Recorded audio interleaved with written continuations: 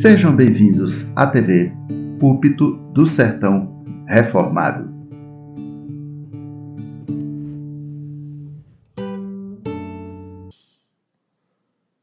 O livro dos Atos dos Apóstolos, mais uma vez, ainda que uma leitura compacta, os capítulos 16 e 17. Lições de uma igreja missional e missionária, nos capítulos 16 e 17 do livro dos Atos dos Apóstolos. Mais uma vez, como já dissemos, usaremos aqui da economia da leitura, faremos leituras compactas apenas, uma leitura seletiva, nós chamamos de Lectio Selecta, leitura seletiva desses dois capítulos, mais uma vez. E vamos para o capítulo 16, versículo 11, do livro dos Atos dos Apóstolos, mais uma vez. Se encontra assim, capítulo 16, versículo 11. Tendo, pois, navegado de Troade, fomos diretamente para Samotrácia, e no dia seguinte a Neápolis. Dali fomos a Filipos, cidade da Macedônia, primeira do distrito e colônia romana. Só até aqui mesmo. Capítulo 17, primeiro versículo. Tendo passado por Anfípolis e Apolônia, Paulo e Silas chegaram a Tessalônica, onde havia uma sinagoga dos judeus. Paulo, segundo seu costume, foi procurá-los e por 3 sábados discutiu com eles a respeito das Escrituras, expondo e demonstrando ter sido necessário que o Cristo padecesse e ressuscitasse dos mortos. Só até aqui mesmo. E no mesmo capítulo, versículo 10, agora Bereia, e logo, durante a noite, os irmãos enviaram Paulo e Silas para Bereia. Ali chegados, dirigiram-se à sinagoga dos judeus. Ora, estes de Bereia eram mais nobres do que os de Tessalônica, pois receberam a palavra com toda avidez, examinando as Escrituras todos os dias para ver se as coisas eram de fato assim. Com isso, muitos deles creram, mulheres gregas de alta posição social e muitos homens. E assim, o narrador secundário, Lucas, narra para nós, compartilha conosco o resultado de uma Antioquia forte, respondendo às Macedônias. O resultado de uma Antioquia forte / igreja local, respondendo aos pedidos das Macedônias. E aqui é a plantação de 3 igrejas, como já dissemos há 8 dias. A igreja em Filipos, a igreja em Tessalônica e a igreja em Bereia. E em cima desses textos, ou desses fatos, ou dessas narrativas, nós estamos novamente relembrando e trabalhando este tema, lições missionais, baseadas nos capítulos 16 e 17 do livro dos Atos dos Apóstolos. Ou lições missionais baseadas na igreja de Tessalônica, Filipos, Tessalônica e Bereia. E há 8 dias relembramos aqui a primeira. A igreja de Filipe é plantada, a igreja de Tessalônica é plantada, a igreja de Bereia é plantada, porque os servos do Senhor entenderam e se submeteram àquele que é o gestor principal e supremo da obra missionária. A terceira pessoa da Santíssima Trindade, o Espírito Santo.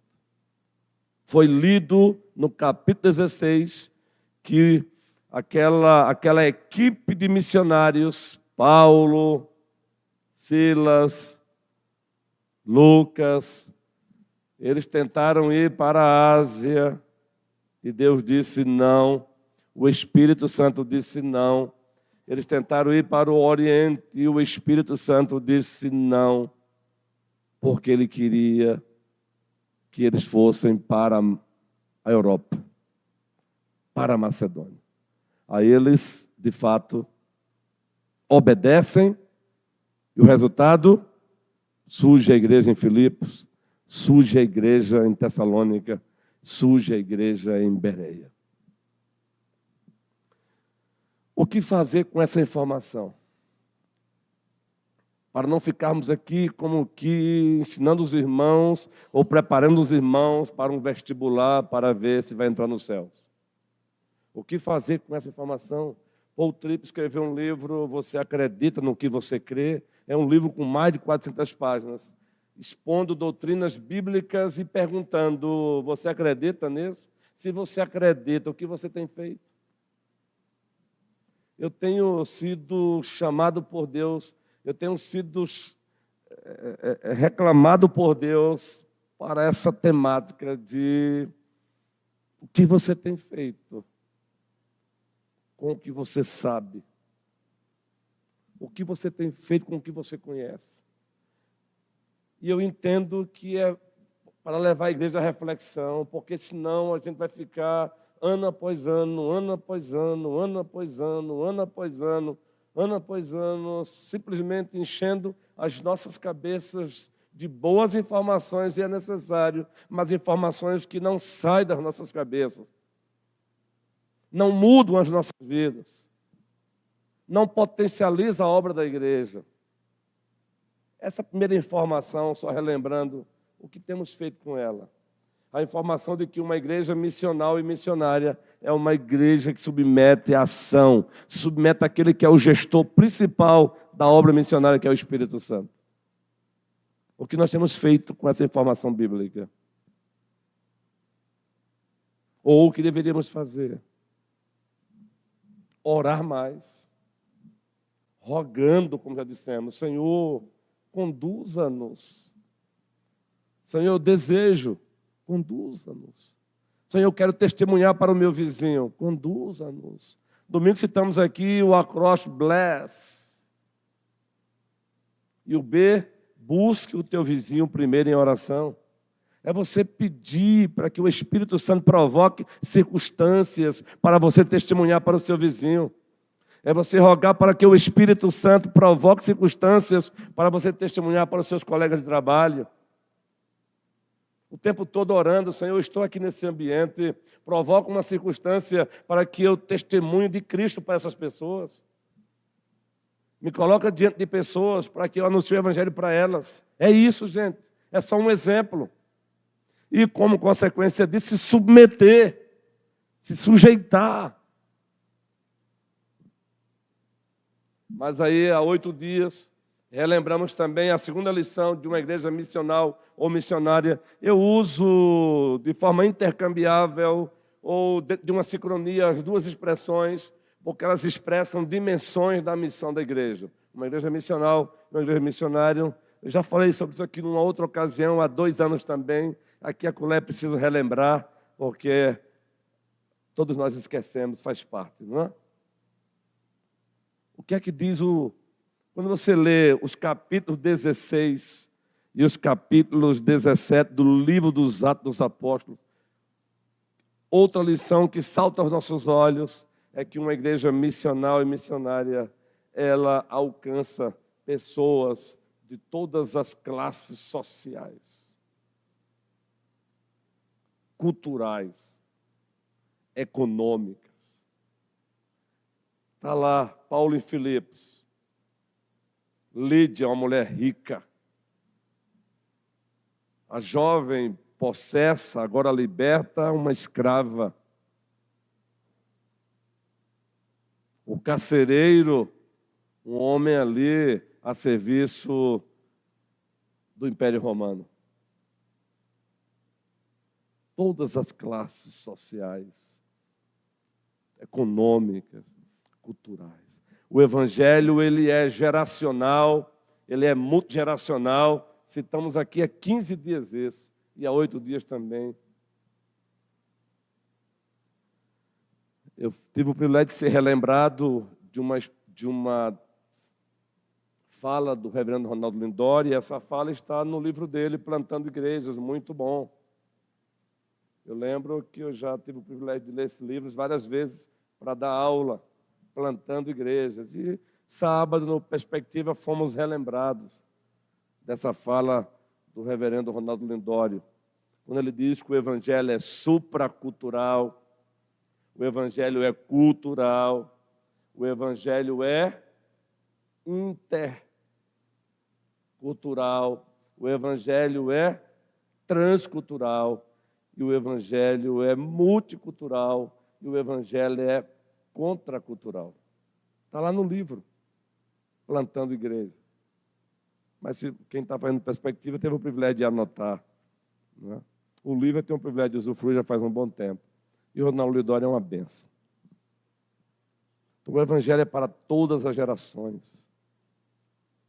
O Evangelho ele tem que alcançar a geração que passou, a geração agora, a geração de amanhã, mas também ele é multicultural ou multigeracional. Se tratamos aqui das gerações, ele é multigeracional.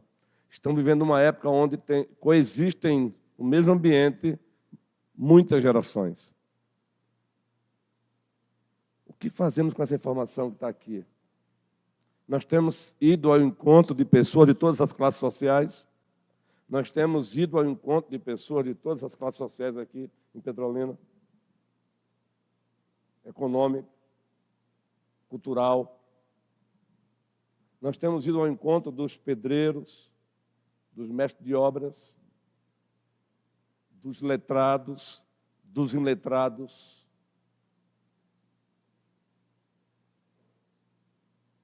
Quando é que vamos fazer uns aqui no bairro periférico de Petrolina?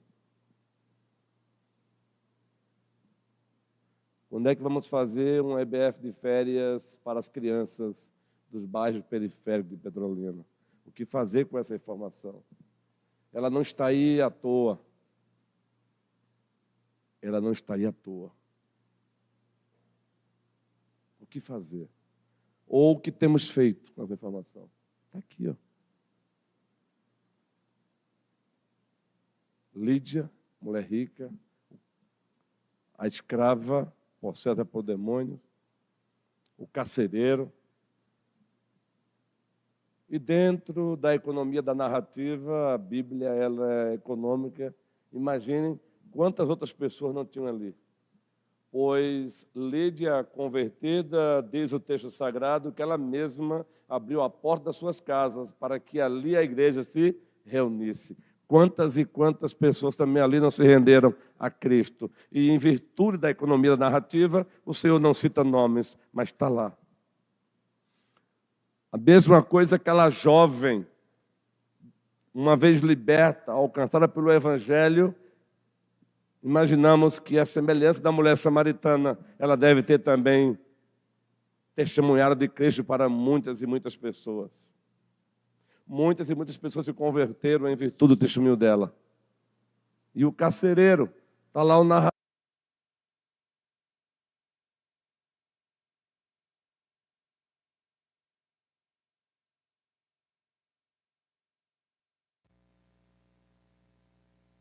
Pregar, eu fico pensando hoje a dificuldade que temos hoje de abrir as portas das nossas casas para aqueles que não conhecem a Cristo. Usando eventos pontos, como, por exemplo, fazer um chazinho e convidar o teu amigo não crente para tomar um chazinho com você. Estou usando o chazinho aqui como exemplo. Como nós temos dificuldade, isso como fruto de um individualismo ocidental, isso como fruto de um narcisismo que tem nos infectado. Isso como fruto do hedonismo pagão.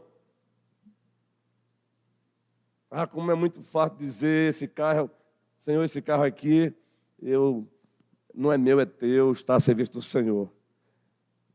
Em oração é muito fácil dizer isso, né, guerreirão? O desafio é, de fato, pegar esse carro e colocar a serviço do Senhor. Ah, Senhor, a casa que eu tenho não é minha, é do Senhor. O desafio é você abrir as portas dela para poder transformá-la numa agência missionária.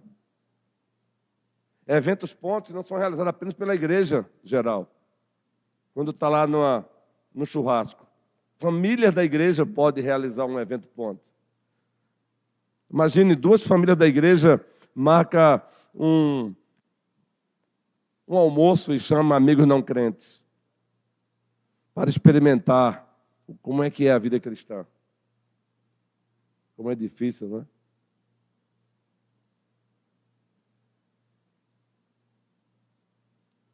Passamos uns 3 anos falando aqui sobre eventos pontes, sobre fator oicos. Está na hora de relembrar de novo para a igreja. O que é o fator oicos? É a rede de amizade que você tem. Todos nós temos o fator oicos, rede de amizades. E aí, aproveitar essa rede de amizade que nós chamamos de fator oicos e convidar um desses, um mês, para um cafezinho lá em casa. E aproveita e chama outro casal da igreja que é crente para ir lá. Nós estamos aí para colocar em prática o PGE, Pequeno Grupo de Evangelização. E quem vai abastecer o PGE? O fator oicos. É a rede de amizade do Carlos. Carlos vai investir em um dos seus amigos que não serve a Cristo, até conseguir que ele deseje, que ele venha desejar passar por 4 ou 5 encontros com a equipe dele de PGE.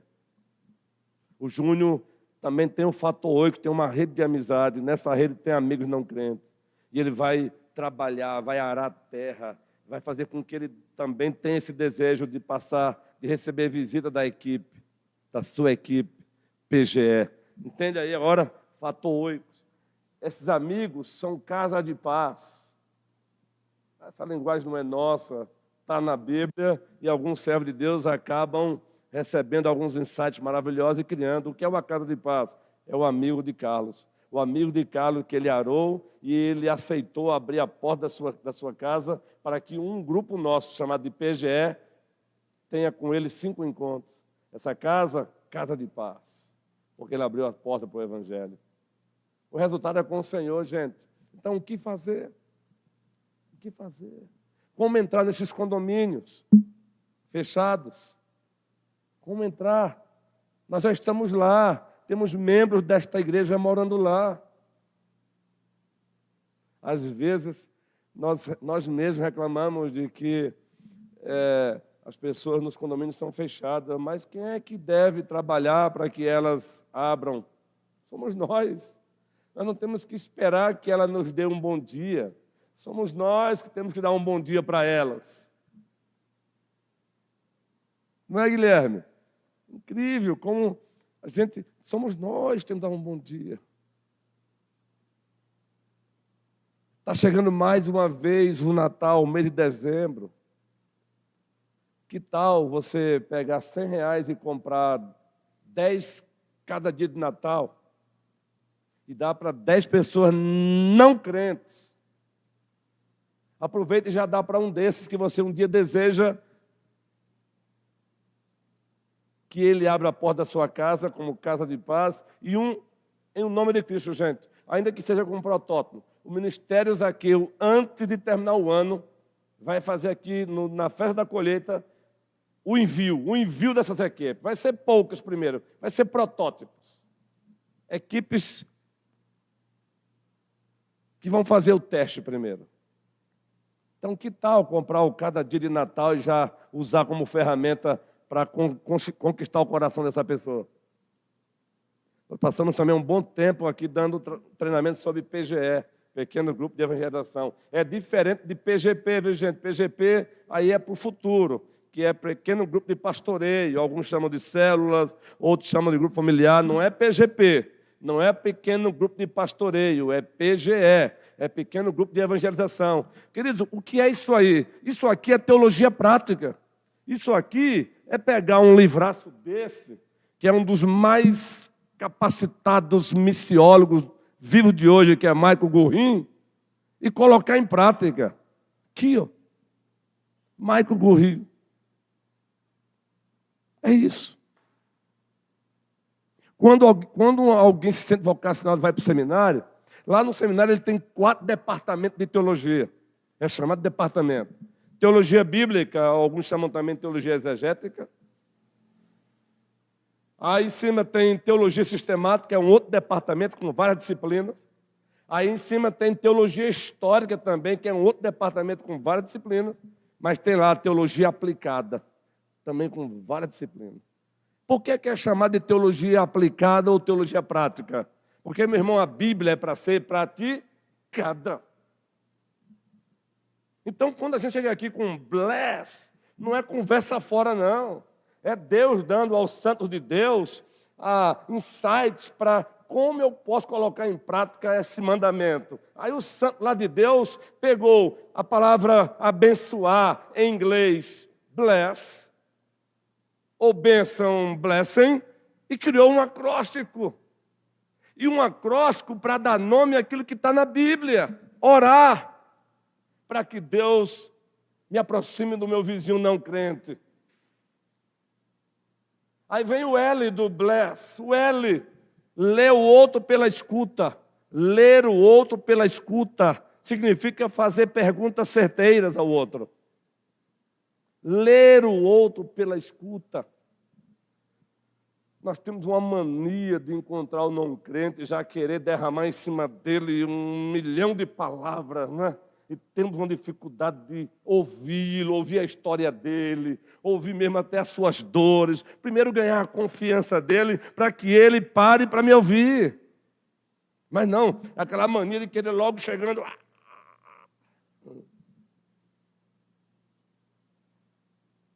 Estou dizendo isso porque nós que somos de tradição reformada somos muito bons em exegese, hermenêutica.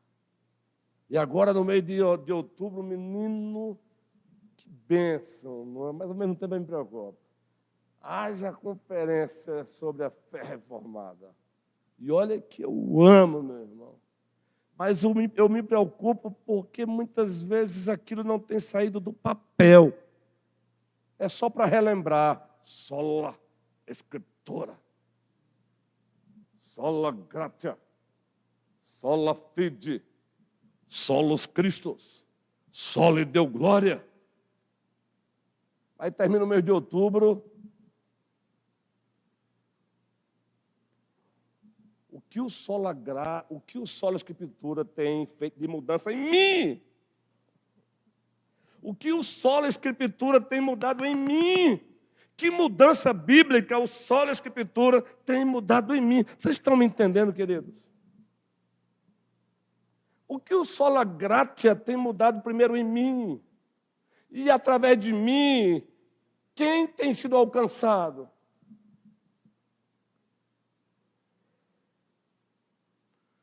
Eu entro nesses assuntos, graças a Deus, não tenho tido nenhum problema com esta amada igreja, mas esse tipo de assunto de bless, acróstico, eveve, isso aí, para alguns reformados, é motivo de desdenhamento, de gargalhada.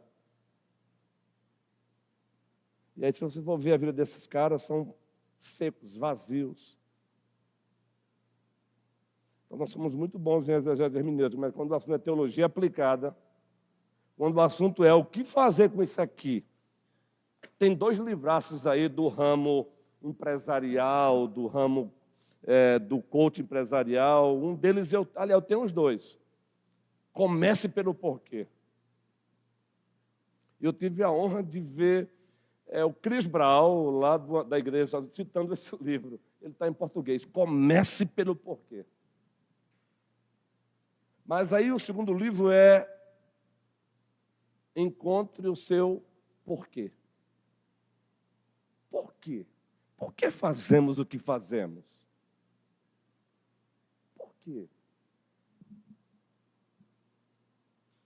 Porque, pastor, você vai ficar mais uma reunião de doutrina nesse segundo ponto novamente. Eu vou para o terceiro.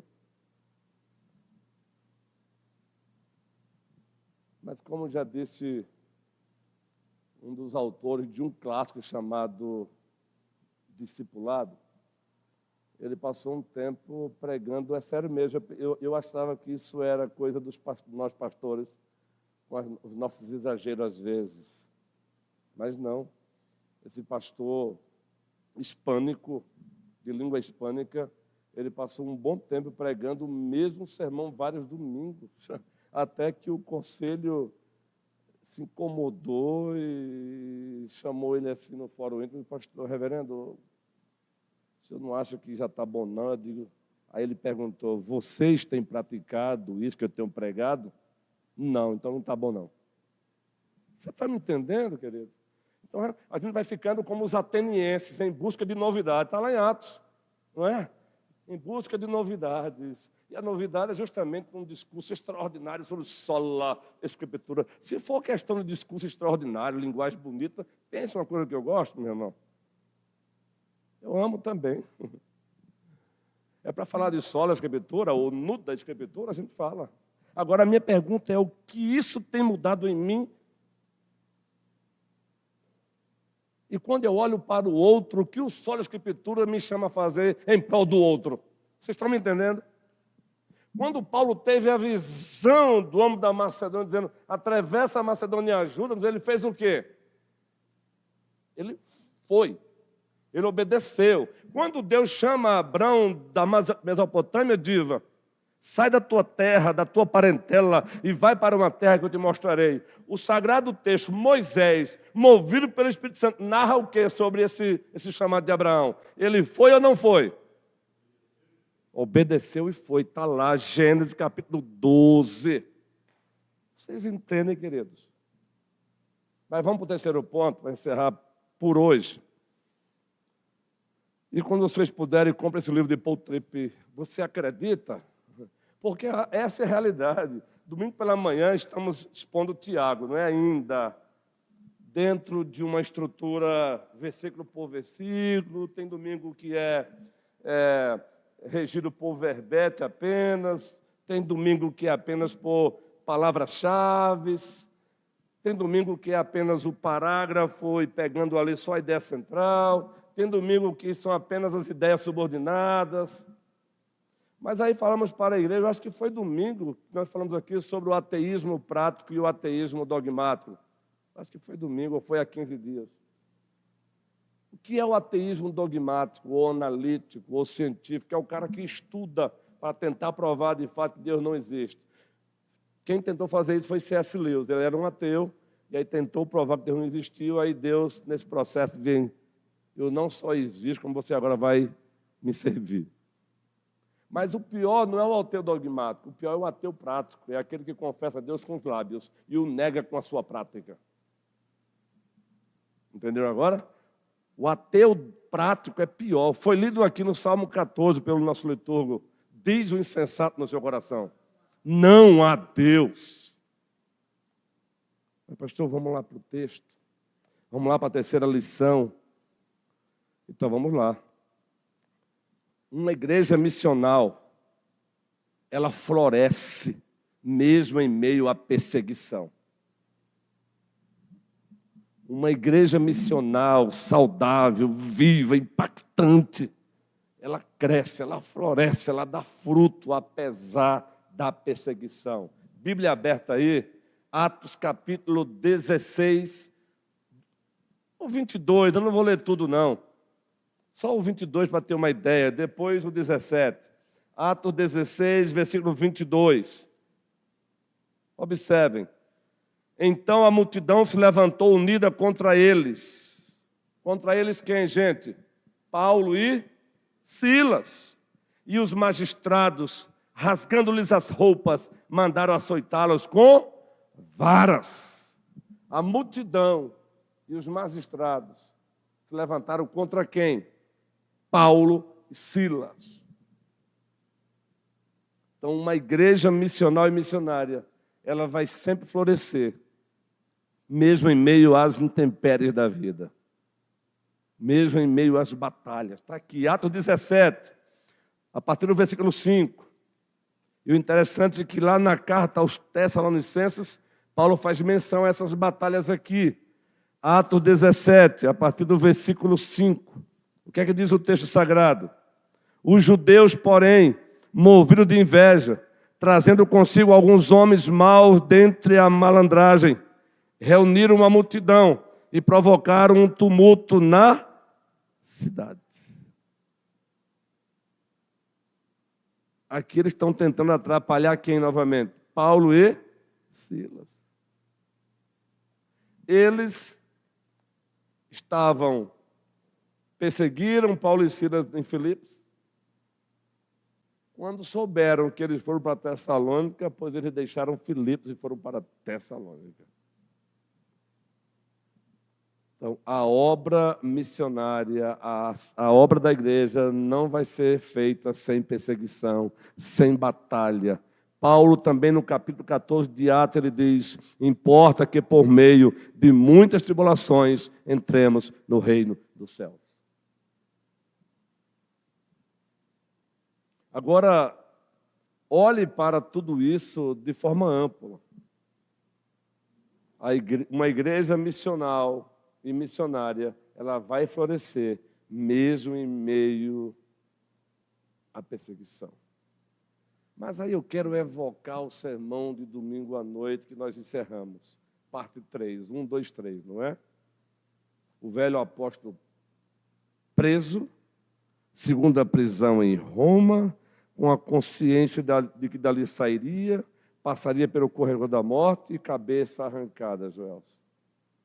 Ele pega numa linguagem anacrônica, também narrando aqui uma narrativa anacrônica, não havia caneta BIC, então é linguagem anacrônica, é narrativa anacrônica, é apenas uma equivalência. Pega a sua caneta BIC, preocupado com a igreja do Senhor, preocupado com o avanço da obra, ele diz para o jovem pastor, seu pupilo, fortifica-te na graça que há em Cristo Jesus. Ou seja, busque continuamente revigoramento dos céus.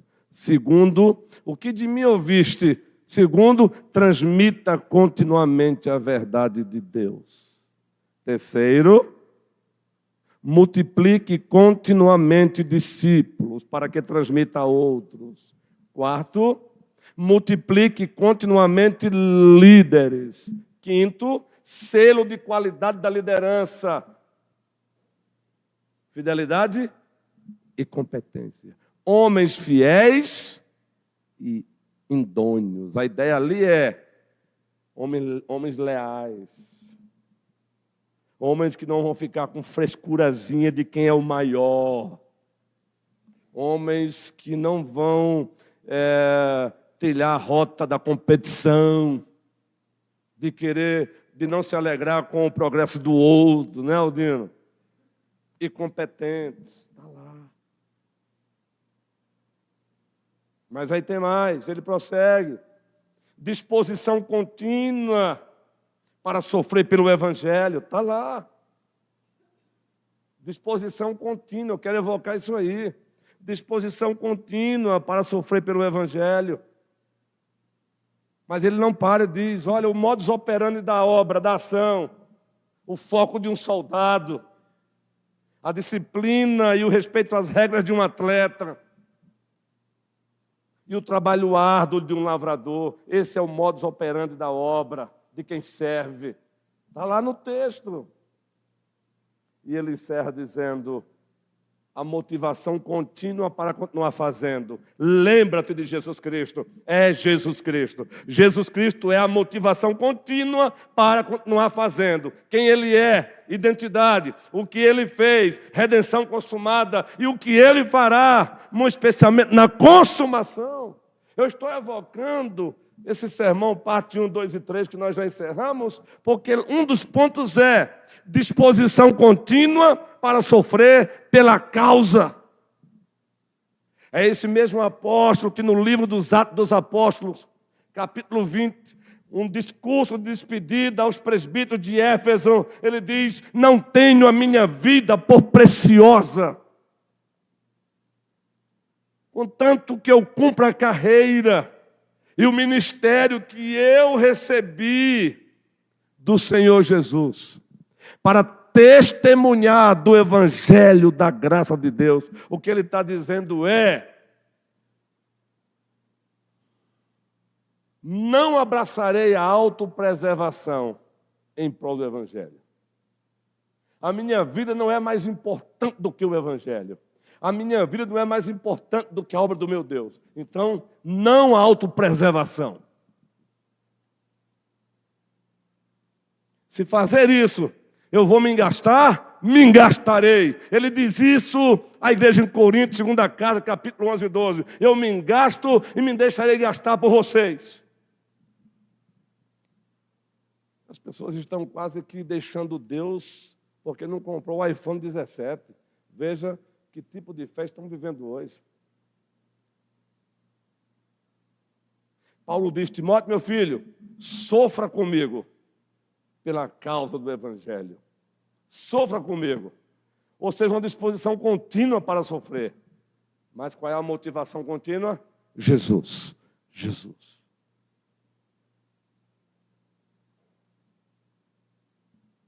Domingo vamos pregar, primeira carta aos Tessalonicenses. Não vamos expor a carta. Isso é sermões lectio selecta. Selecione alguns capítulos ou alguns parágrafos, porque eu entendo que está na hora da igreja ouvir certos assuntos. Existem sermões lectio contínua, existem sermões lectio seleta. Vou explicar. Lectio contínua, versículo por versículo, ou capítulo por capítulo, ou parágrafo por parágrafo. Lectio selecta, eu pego o livro e escolho alguns parágrafos daquele livro, porque aquelas ideias daqueles textos, a igreja precisa ouvir aquilo. E vocês vão ver que quando Paulo vai, no primeiro capítulo, vai dizer que ele chegou em Tessalônica, debaixo de muita... Ele chegou em Tessalônica, gente, debaixo de muita... Abra sua Bíblia aí. A primeira carta aos Tessalonicenses. Estamos chegando ao término, viu? Ainda tem uns minutinhos ali, que não queremos exaustar vocês. A primeira carta aos Tessalonicenses, ele já cita isso, gente. Então, uma igreja missional e missionária, ela vai florescer sempre, apesar das lutas internas e externas, hein? Diga-se de passagem. Observe aí. Aliás, o capítulo 2, viu, gente? Ele vai citar o que ele passou lá, o que é narrado em Atos 17, ele cita no capítulo 2. Vamos ler aí?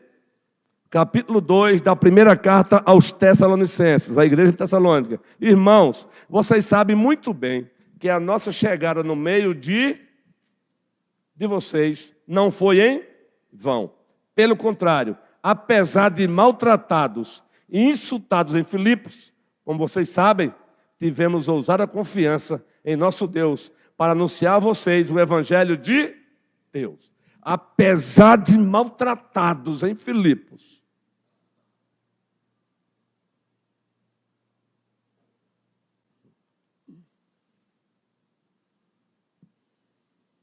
Apesar de maltratados em Filipos. Eu estou lendo também esse livro aqui, Exponencial. David Ferguson e John Ferguson são pastores. Como você e seus amigos podem começar um movimento da igreja missional? Eu tive o privilégio de ouvi-lo em 2018, 2019, quando moramos em Campinas. Esses dois pastores são os autores desse mesmo livro, Bless. É teologia aplicada. Por que eu estou mostrando isso aqui? A igreja aqui está crescendo. Ela está usufruindo de um crescimento qualitativo, Joel, e quantitativo. Agora, crescimento quantitativo também traz problemas. Traz batalhas. E não se assuste com isso. Até agora, nenhum problema grave, graças a Deus. Mas traz. Eu tenho orado o tempo todo, Senhor, preserva. Preserva. Agora, é necessário que cada membro aprenda a sofrer pela causa. E sofrer significa, muitas vezes, ser injustiçado. e ficar calado. Sofrer para ver o evangelho avançando.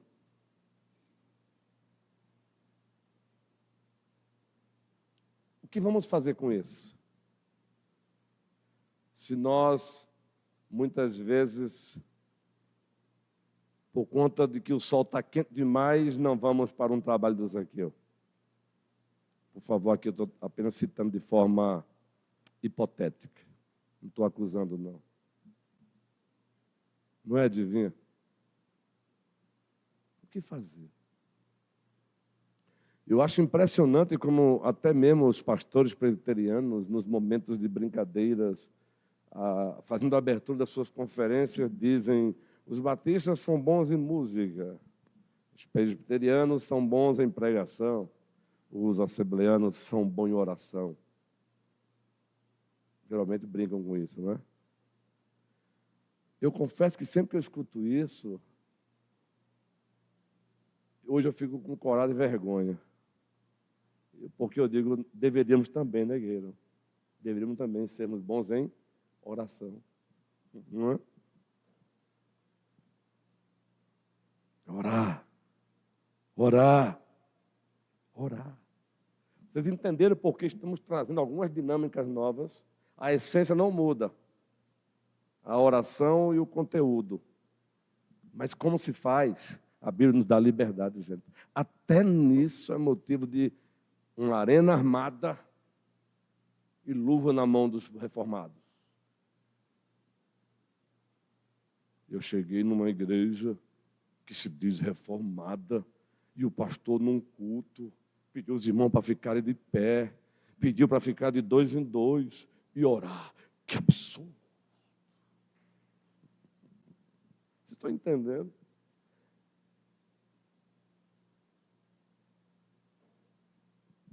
O que fazer com isso aqui? Sofrer pela causa não é passivo, não, é ativo.